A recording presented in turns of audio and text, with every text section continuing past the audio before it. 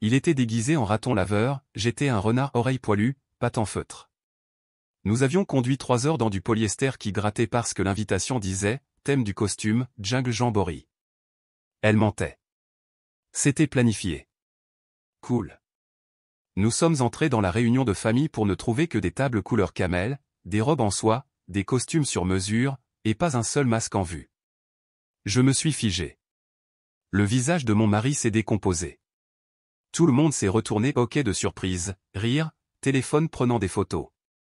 Ma belle-sœur a chuchoté fort à son mari, ont-ils cru que c'était une fête d'anniversaire dans un zoo? Quelqu'un a reniflé. Même ma mère a ri dans son verre de vin. Je m'appelle Dana Keller, et d'où que vous regardiez ceci, restez avec moi. Avez-vous déjà été humilié si profondément que votre peau ne semblait plus vous appartenir? On nous a placés à une petite table près des poubelles, de petites poubelles qui sentaient la crevette avariée et la confiance brisée. Aucun serveur ne s'est approché de nous, pas de boisson. Puis est arrivé mon frère, Matt, souriant comme un loup. Je t'avais dit que c'était une soirée costumée, a-t-il dit. Nous pensions que tu mettrais un peu d'ambiance. Il a fait un clin d'œil, comme si c'était une farce, une blague mignonne, comme si nous n'étions pas des humains dans des costumes retenant la chaleur, transpirant notre dignité. Puis l'addition est arrivée, 19 600 $. Aucun avertissement. Aucune annonce préalable. Juste une facture déposée par un serveur qui a marmonné, ils ont dit que vous couvririez les frais. Mon mari a cligné des yeux. Oh, nous n'avons même pas commandé la moitié de tout ça. Ma belle-sœur s'est penchée en arrière, faisant tourner son vin. Votre famille, payée. C'est ce que fait une bonne famille. Matt a gloussé. Oh, zut. Nous avons oublié nos portefeuilles et nos cartes. Oups. Ce n'était pas une erreur, c'était une humiliation ciblée. J'ai regardé autour de moi. La façon dont personne n'a protesté, personne ne nous a défendus, ils attendaient tous simplement de nous voir payer. J'ai chuchoté 3 mots à mon mari, plus jamais ça. Jamais. Nous avons payé, souri, sommes sortis dans nos costumes. Mais quand le soleil s'est levé le lendemain matin, je ne me suis pas contenté de me lever, je les ai effacés. D'abord, j'ai gelé le compte d'épargne commun, 10 800 $. Le mien. Hors de leur portée. Ensuite, j'ai bloqué leur numéro de téléphone, fermé nos comptes partagés Netflix, Spotify, et même cette fichue carte Costco. Enfin, j'ai annulé le bail de la propriété de vacances pour laquelle je m'étais porté garante pour Matt. Il ne le savait pas encore, mais au coucher du soleil, il le saurait. À 10h42, mon téléphone a vibré de rage, Matt, puis sa femme, puis maman, tous à la suite, tous des messages vocaux remplis de jurons paniqués et de culpabilisation dramatique. Tu ne peux pas simplement geler le compte, Dana. Le loyer a été rejeté. Tu veux que ton propre frère soit expulsé? C'est la famille, pas une guerre. Non, ce n'était pas la guerre, c'était une clôture. Il nous avait traités comme une chute de blague, et maintenant il s'étouffait avec la mise en place. Mon mari m'a tendu un café. Il n'a pas posé de questions, il m'a juste embrassé sur le front et a chuchoté, fier de toi. J'avais soutenu l'activité secondaire de Matt pendant des années, je m'étais porté garante pour le bail de leur luxueuse maison de location au bord du lac, j'avais même viré automatiquement 1 200 $ par mois sur un compte d'épargne commun intitulé « Fonds familial ». Traduction, ils prennent. Je saigne. Il rit. Plus maintenant. Je suis allé à mon ordinateur portable, j'ai tapé mon mot de passe, je me suis connecté au portail de gestion des baux, j'ai annulé le contrat, j'ai téléchargé la photo de la table près des poubelles de la nuit dernière, avec mon mari en costume de raton laveur souriant à moitié, objet, la goutte d'eau, résiliation immédiate. À 15h, leur gestionnaire immobilier m'a appelé. On leur signifie un avis d'expulsion. 30 jours. 30 jours pour comprendre ce qu'il faut faire quand l'idiot dont ils se sont moqués leur tire le tapis sous les pieds. 30 jours pour s'asseoir dans les décombres de leur cruauté. Ce soir-là, ma belle-sœur a finalement pris son courage à 2 mains, m'a appelé directement depuis le numéro de sa mère. Dana, sois raisonnable. Nous ne voulions aucun mal. C'était juste pour rire. Tu es sensible. J'ai marqué une pause, puis j'ai dit, vous nous avez placés à côté des ordures. Vous avez utilisé mon argent pour payer vos assiettes de créateurs et vos bouteilles de vin à 900 $. Vous nous avez humiliés, puis vous nous avez refilé l'addition. Ce n'était pas drôle, c'était de la cruauté calculée déguisée en famille. Silence. Tu ne peux pas simplement t'en aller comme ça, a-t-elle lancé. Mais je l'avais déjà fait. Vous n'avez pas invité un raton laveur à dîner, ai-je dit. Vous avez invité le propriétaire de votre confort, et je viens de mettre fin à votre bail. Sur moi. Clic. J'ai ouvert la fenêtre, laissé la brise fraîche frapper mon visage, et pour la première fois en 10 ans, j'ai eu l'impression d'entrer enfin dans le corps qu'ils avaient essayé de rétrécir. 3 jours plus tard, maman a essayé de réunir tout le monde pour un « dîner de guérison ». Elle a appelé ça un « malentendu », a dit que nous devrions tous en rire, comme le fait la famille. Drôle comme ils se souviennent toujours du sang seulement après avoir versé le vôtre. Mon mari n'y allait pas, j'ai des cicatrices qui ne veulent pas, a-t-il dit. Je l'ai embrassé sur la joue et j'y suis allé seul, parce que certains feux doivent être regardés s'éteindre en personne. Au moment où je suis entré, l'air s'est épaissi.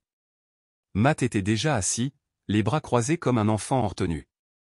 Sa femme avait l'air de ne pas avoir dormi depuis que j'avais coupé les vivres. Maman m'a fait un sourire fragile, comme si de rien n'était. Dana, a-t-elle roucoulé, tu es jolie. Pouvons-nous parler civilement maintenant?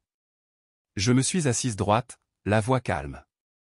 Oui, mais seulement si vous acceptez tous la vérité pour une fois. Matt a bondi.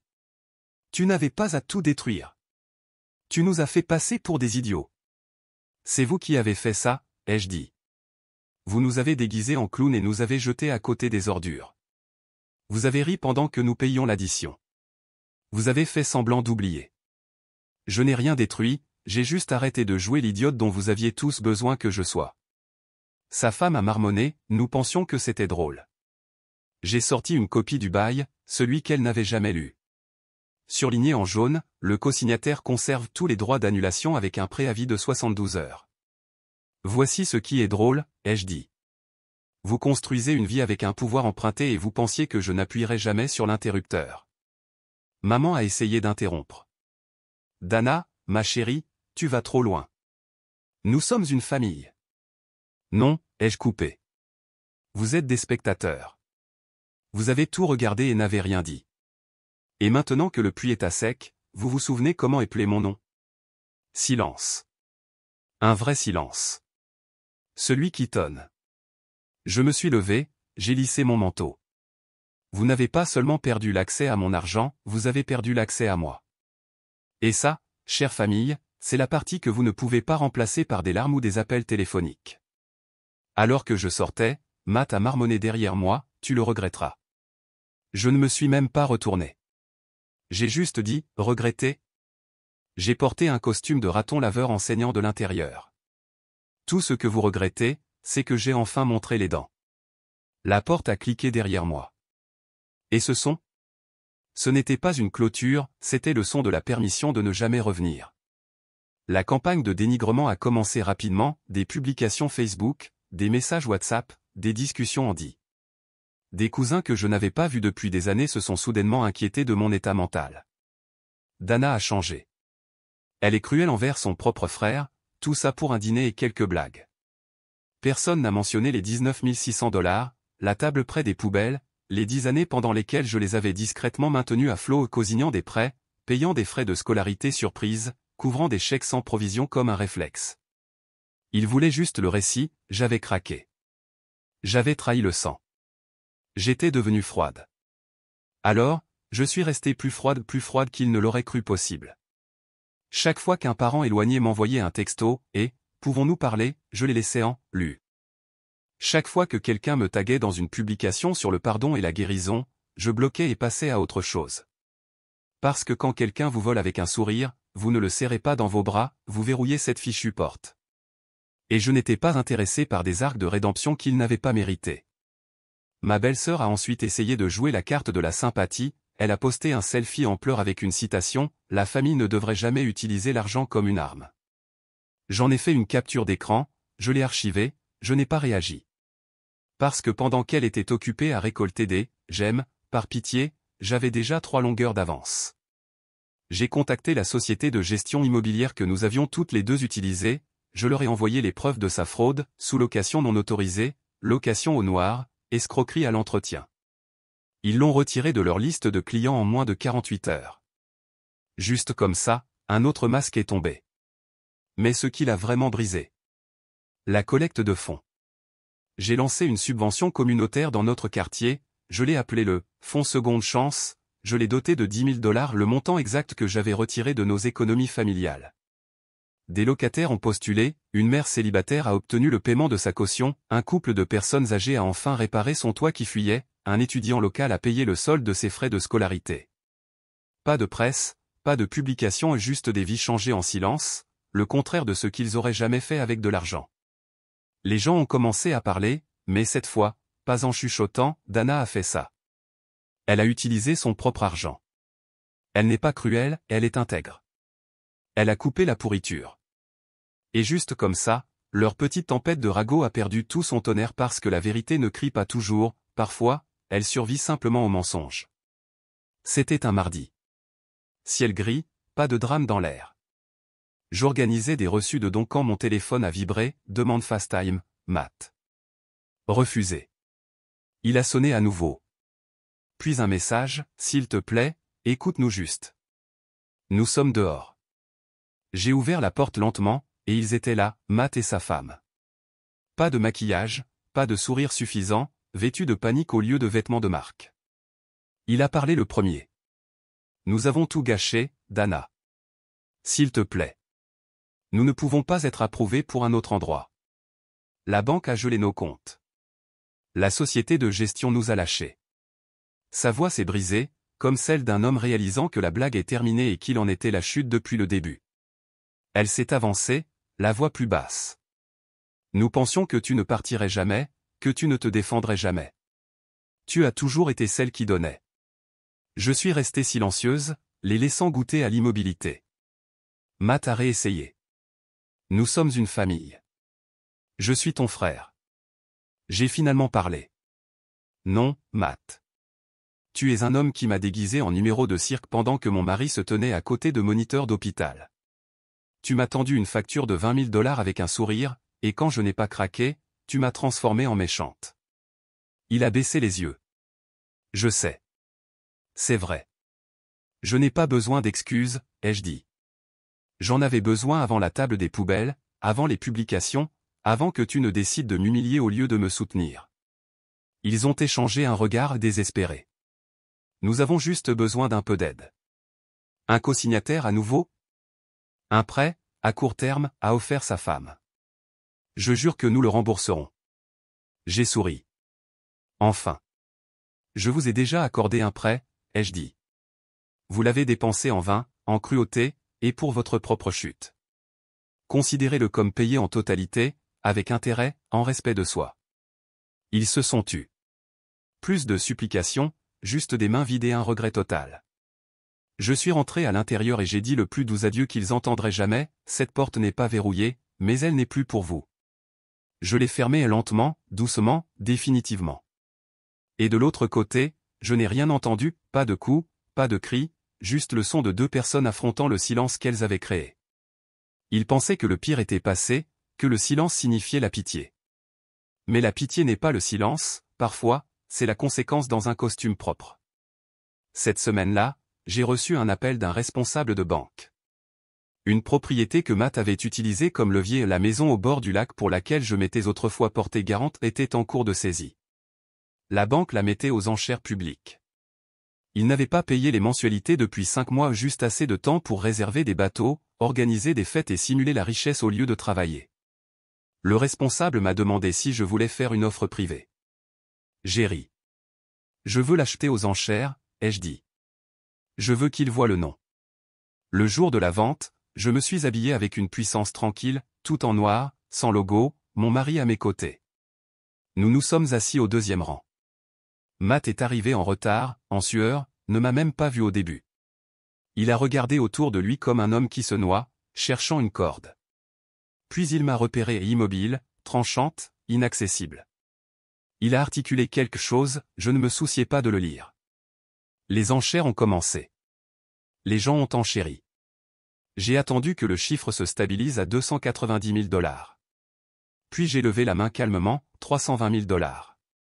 Final. Vendu à Dana Keller. Sa tête est tombée comme un rideau qui se ferme. Le silence dans cette pièce, ce n'était pas la perte, c'était l'éveil. Il est sorti avant même que je ne me lève. Plus tard cette semaine-là, j'ai fait changer les serrures, j'ai donné la maison à une organisation à but non lucratif qui aide les femmes fuyant la violence domestique. Laissez-les la transformer en logement de transition, 6 chambres, des lits neufs, un garde-manger approvisionné, de nouveaux départs fleurissant là où l'arrogance se prélassait autrefois. Ma boîte de réception a été inondée, merci de nous avoir donné ça. Nous nous sentons en sécurité ici. Matt n'a plus jamais cherché à me contacter parce que, désormais, il avait enfin compris, je n'étais pas en colère, j'en avais fini. Et cette maison? Ce n'était pas une vengeance, c'était une renaissance d'une arme à un refuge. Je n'avais pas besoin de brûler son monde, j'ai juste récupéré le mien et planté de meilleures choses dans le sol qu'il avait essayé d'empoisonner. Elle est arrivée à l'improviste, comme toujours, même parfum, même chaleur étudiée, mais cette fois, elle a frappé. J'ai ouvert la porte juste assez pour voir son visage, fatigué, ridé d'inquiétude, portant une tarte et les mains tremblantes, comme si un dessert pouvait rembobiner la trahison. « Salut, ma chérie », a-t-elle dit, la voix tremblante, comme si elle avait oublié à quel point la mienne était devenue forte. « Pouvons-nous parler ?»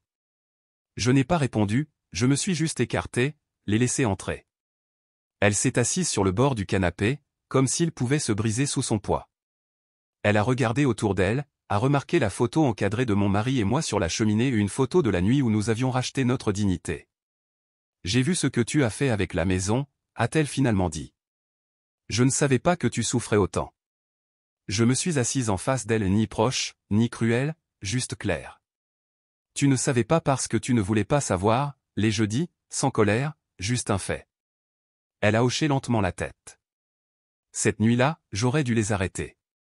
Je savais que ce n'était pas bien, mais je pensais que tu rirais, que tu l'ignorerais. Je n'avais pas réalisé à quel point tu portais de choses. Tu n'avais pas réalisé, ai-je répété, parce que tu étais occupé à maintenir la paix, même si cela signifiait me blesser silencieusement. Elle a posé la tarte sur la table. Je ne suis pas venu pour arranger les choses.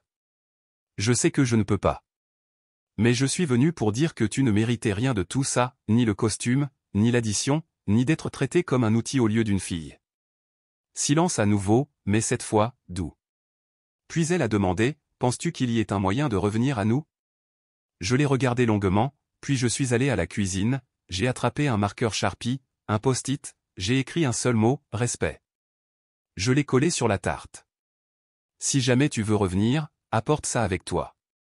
Chaque fois. Dans chaque mot. Elle a hoché la tête, les larmes ont finalement coulé, mais je n'ai pas tendu la main pour les essuyer, je n'ai pas tendu la main du tout. Parce que ce n'était pas une porte claquée, c'était un encadrement de porte, et savoir si elle le franchira à nouveau dépend d'elle. En partant, elle s'est retournée et a chuchoté, « Tu es devenu quelqu'un que je reconnais à peine. » J'ai souri. C'était le but. Des mois ont passé et des mois tranquilles. Plus de coups frappés par surprise, plus d'attaques chuchotées dans les discussions de groupe familial, plus de demandes enveloppées de culpabilité se faisant passer pour de l'amour, juste la paix et l'air vif et pur de l'indépendance, enfin gagné. L'organisation à but non lucratif m'a envoyé une mise à jour, cette maison au bord du lac, elle avait aidé 14 femmes jusqu'à présent. L'une d'elles avait créé sa propre entreprise, une autre avait retrouvé ses enfants. Ils l'appelaient la « maison du nouveau départ ». J'ai visité une fois, tard le soir, sans prévenir. Je me suis juste tenu de l'autre côté de la rue, regardant les lumières du porche briller, des rires chaleureux s'échapper des fenêtres réelles, libres. Cette nuit-là, j'ai reçu une lettre manuscrite, sans adresse de retour, mais je connaissais l'écriture. Matt. Dana, je ne m'attends pas à ce que tu répondes. Je voulais juste que tu saches que j'ai vu ce que tu as fait avec la maison. J'ai vu ce que tu as construit. Tu n'as jamais été faible, tu étais juste une puissance tranquille, attendant le moment où nous cesserions de la mériter. Je suis désolé. J'espère qu'un jour tu trouveras dans ton cœur de me pardonner, mais même si tu ne le fais pas, je comprends maintenant. Je l'ai plié, l'ai rangé au fond d'un tiroir non pas parce que je lui avais pardonné, mais parce que je n'avais plus besoin de porter la colère. Une semaine plus tard, j'ai organisé un dîner, ma table, ma liste d'invités, pas de costume, pas de piège, juste de la nourriture légère et des rires. Mon mari a levé un toast à la femme qui a construit ses limites assez solides pour devenir un refuge pour les autres. Les verres ont teinté. J'ai regardé autour de moi, des visages rayonnants, pas de masque, pas de jeu. Et j'ai réalisé quelque chose, ils avaient essayé de faire de moi la blague, mais je suis devenu la chute qui a frappé si fort qu'elle a réécrit le scénario. Pas d'applaudissements, pas de parade de vengeance, juste une justice tranquille, une paix solide, et le genre de liberté qui vient quand on s'en va et qu'on ne regarde jamais en arrière.